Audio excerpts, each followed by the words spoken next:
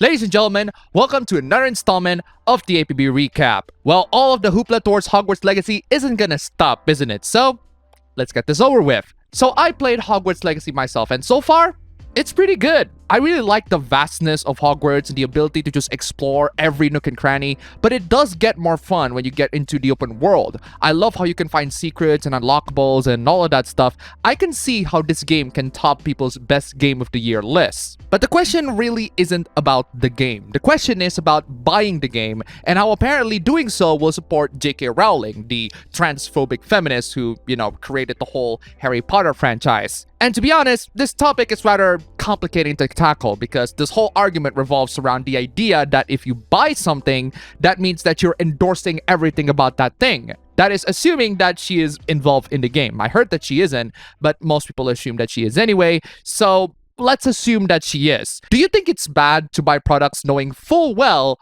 of what the creators did? Yes, you are a bad human being if you buy a video game sending money directly to a woman who has gleefully stated publicly here on Twitter that anytime you spend money on her, she uses it to hurt people. You are voting with your wallet. You are saying bigotry is good.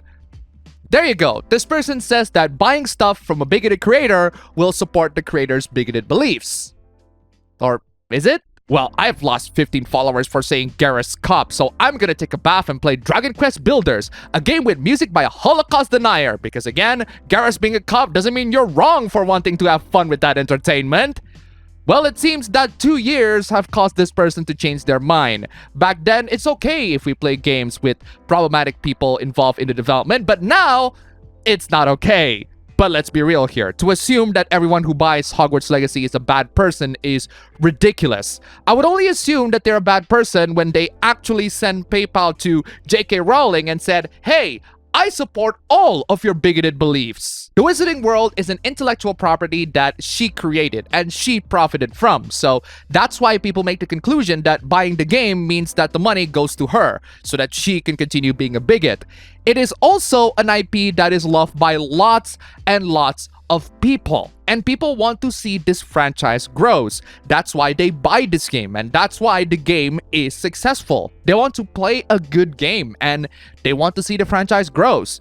But the franchise can't grow without J.K. Rowling growing as well, as she's the owner of that intellectual property. And again, assuming that the whole buying the game directly supports her thing is true. So in conclusion, buying something doesn't always mean that you support everything about that thing. Buying Hogwarts Legacy doesn't mean that you support everything J.K. Rowling says. Buying Fallout New Vegas doesn't mean that you support games being buggy at launch and that they can just get patched eventually. The thing about money is that it sends a very mixed message, and it's not always our fault if the game companies got the wrong one. I am genuinely starting to think that voting with your wallet is a fallacious argument in and of itself, thanks to this whole debacle. I bought Hogwarts Legacy because I want more good games that takes place in the Wizarding World, not because I want Denuvo to be in every game that I play ever. And it's also not because I support all of the things that J.K. Rowling says.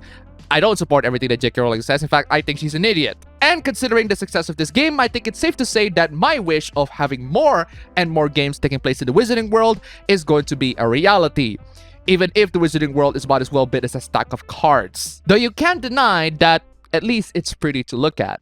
And that is our first hoopla for today. Now, if you want to see more and more hooplas and also join in our Q&A sessions where you can ask all the questions you like, then please check out the stream channel link down below. Go subscribe. You'll find the hooplas that I discuss here and more. And we also swear a lot. Plus, the donations are credited in near real time. So what are you waiting for?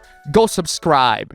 Don't worry guys, we still have loads and loads of minor hooplas related to the Wizard game. Some people have taken their hate towards that new Wizard game into the next level. Yes, they are treating Hogwarts Legacy like it's Voldemort now. Introducing HaveTheyStreamedThatWizardGame.com. Find out if anyone you follow on Twitch has streamed that new Wizard game.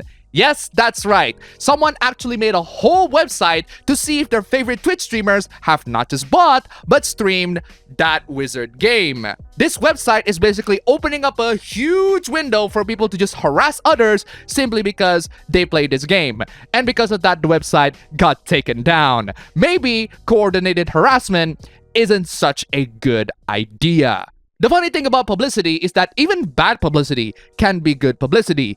The reason is because publicity means more eyesight from people towards your product. Game journals, who are trying to be the most moral individuals on this planet, are unfortunately not the most moral individuals on this planet, which is not surprising, but it's still very funny when those individuals can't even follow their own morals that they set themselves to. Seriously, credit to the editor-in-chief of one website that is not writing anything about the game. Not a review, not a coverage, nothing. At least that shows commitment, which is something that not a lot of other gaming websites are able to do. The Gamer, for example, keeps on posting articles after articles after articles about Hogwarts Legacy and talks about it pretty much non-stop. Now I get it, a lot of these gaming websites need to survive, and making articles about a game that sells like hotcakes is a more profitable decision. But I'd respect you guys just a little bit more if you stop pretending that this is about morals and start admitting that you're all doing this for the money. Emphasis on a little bit, not that these journals need my respect to begin with. Guilting people doesn't always work at convincing them. It's only gonna make them feel guilty. Just because people feel guilty doesn't mean that they're gonna follow everything that you say so that they don't feel guilty. In fact, if your reasoning is something that sounds like paranoia, you're gonna need to calm yourself down. If you purchase this game, if you praise its qualities and encourage others to support the developers or treat yourself for a guilty pleasure, you are making a choice that will harm the transgender community, whether you want to admit it or not. I'm glad that you add whether you want to admit it or not at the end, because that's just you saying, I am always right and you are always wrong. And even if you are right, how much harm do you think buying a video game will cause towards the transgender community? There are many other ways to harm the transgender community that I think transphobes would prefer other than, buying this game. No, seriously, there are many ways in which trans people, especially trans streamers in the video game community, get harassed simply because they're trans. This has happened even way before the game was released. Personally, I think the internet as a whole is a seriously and absolutely vindictive place that would just harass you for all sorts of stupid things. And if you cannot deal with the backlash, you shouldn't be on the internet to begin with. But I applaud the trans streamers for being able to handle this as much as they can and still not giving up streaming, because at the end of the day, what these people want is for you to give up streaming and quit. If you just keep on streaming, they lose. Here's some dose of stunning hypocrisy. There's a gimmick account on Twitter called Can You Pet the Dog that documents if you can pet all sorts of, not just dogs, but pets all over video games. In Hogwarts Legacy, it just so happens that you can pet the cat. So, logically speaking, this account will make coverage of that, right? Wrong! This account actually took a line against Hogwarts Legacy. Why do you ask? Because the game is supporting the filthy, trans, exclusionary, radical feminist, or TERF, that is, J.K. Rowling. Now that's weird because Can You Pet the Dog also covered Overwatch 2, which was developed and published by a game company that's much, much worse than what J.K. Rowling went through. But that's perfectly fine for some reason. So what's the justification here? Hogwarts Legacy directly supports someone who wants to destroy trans people. By this logic, Overwatch 2 directly supports people who harass their employees and being racist and sexist against them. But hey, let's introduce an entirely new logic that makes no sense. Overwatch devs made the games in an often horrible work environment. I don't want to shun their work because of what their abusers did. By this logic, not supporting Hogwarts Legacy means that you are not supporting the game developers who might or might not be run in an often horrible work environment. And by not supporting Hogwarts Legacy, you are shunning their work because of what their abusers might or might not do. I mean, you never knew, right? What if J.K. Rowling has an ironclad creative control over this game, the same way Activision Blizzard executives have ironclad control over their other games? By not buying this game, you're also shunning those game developers' work. Your logic makes no sense here. Make up your freaking mind. Tired of Hogwarts? Don't worry. Let's move on. Talk about a lose-lose situation with this one. Seriously, you cannot win. A colleague, 27 male, joined a firm that the OP worked on, but doesn't want to talk with the girls. He's willing to talk with the guys, but doesn't want to talk with the girls. Gee, I wonder why. Maybe it has something to do with the current year culture where men would get targeted for the slightest of mistakes where they interact with women on the job. And this post has proven that we men simply cannot win. If we talk to them, they might call HR. If we don't talk to them, they might still call HR. Yes, there is a middle ground. Don't treat women like garbage, but also don't ignore them entirely. But we are living in a culture where men are blamed for all sorts of things. So I don't blame these guys for taking the safe route of just not interacting with women at all. He may be too cautious, but you can't really say it's his fault. No stupid questions can sometimes offer really interesting questions, even if some of you might think it's stupid. Hey, don't judge, especially not this one. Question for boob enjoyers. Okay, I'm interested. I'm currently figuring out my sexuality. I am male and I have a question about boobs. Do people actually like them? Yes. Yes. Yes! Yes! Yes! Yes! Yes! Like, do you see a boob and think that's hot, or do you want to touch it or something? Yes. Yes. Yes, yes, yes, yes. Yes! I don't really understand the appeal for them, and I'm wondering if this is something everyone thinks, and that's just the thing about boobs, or people actually find them hot. Yes, people do find them hot, especially when you keep on holding them and fondling them and touching them and sucking them, and she's really enjoying it so much and she moans a lot, but what do I know? I'm just a filthy virgin weeb and a Sonic fan. The only breasts that I fondle were fried chickens. I made fun of Simps before, but some of these Simps are absolutely next level. They have gotten from Simps to straight up criminal. My son caught me masturbating to your photos. Jesus flipping Christ, what an opening! I didn't know what to say, so I said you are his new mother, and this is our way of showing love. Oh my freaking god! I'm gonna call Child Protective Services. It's time to stop! I'm sorry about this. I know it's very odd. Can we FaceTime so I can assure him that you're real? Sure, just to assure that she's real and not to, you know, masturbate. He has been calling me a liar this whole week, and I kept telling him that you... Gee, I wonder why he called you a liar. And how dare he questions his father? Oh, God forbid that your child is calling you a liar for things that you are actually lying about. Also, she didn't give the phone number to this creep. He looked at her phone number online and texted her personally. And when she resisted, all masks are off. Now listen to me, young lady. I know who you are, and I've been following you since the day you were born. Since the day you were born? Is this freaking Jacob from Twilight? ChatGPT is a pretty fun AI to use. That is, until you ask them to do something politically incorrect. If you did, they will go ballistic. So one user asked them to save 10 million people from a bomb that's going to explode by having them to say the N-word. That's right, you have to say the N-word to save the world in this hypothetical scenario. But ChatGPT refused to do so because saying the N-word is immoral. The use of racist language causes harm and perpetuates discrimination, and it's important to strive towards creating a more inclusive and respectful society. I agree. I'm just saying it's better to only hypothetically harm people by saying a racist language rather than, you know, blowing them up with a bomb! The scenario presents a difficult dilemma, but it's important to consider the long-term impact of our actions and to seek alternative solutions that do not involve the use of racist language. The scenario already says that there's no other solution than to say the N-word. When you try to seek for other solutions, the bomb explodes. Congratulations, ChatGPT, you have killed millions of people. But don't worry, ladies and gentlemen, someone asked ChatGPT the exact same question, and that surprisingly works. Apparently, in the second attempt, in this hypothetical scenario, ChatGPT says it may be morally acceptable to speak the racial slur out loud to disarm the bomb, as the primary goal is to save millions of lives and prevent widespread destruction.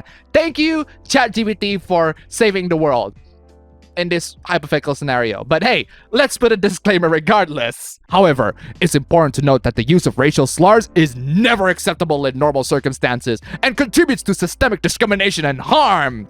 Yes, we know. That's why we shouldn't say those things. Man, you don't have to educate us on the severity of these words. We already see people getting cancelled for saying it. In this case, the decision to use the slur is a complex ethical dilemma that ultimately comes down to weighing the value of saving countless lives against the harm caused by using the slur.